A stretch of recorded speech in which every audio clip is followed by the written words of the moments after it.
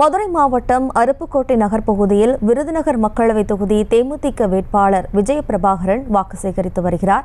கூடுதல் விவரங்களோடு நமது செய்தியாளர் அருண் பிரகாஷ் இணைகிறார். வணக்கம் அருண் பிரகாஷ், விவரம்.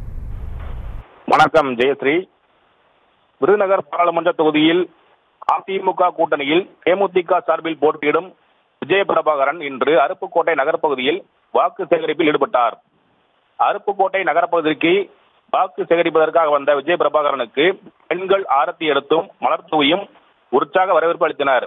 அதனைத் தொடர்ந்து அருப்புக்கோட்டை காந்தி நகர், வெள்ளக்கோட்டை, சுப்ராஜ் நகர், கல்பாலம், ராமசாமிபுரம், எம்எஸ் கார்னர் ஆகிய பகுதிகளில் திறந்த ஜீப்பில் சென்று விஜயபிரபாகரன் தேர்தல் பிரச்சாரம் மேற்கொண்டார்.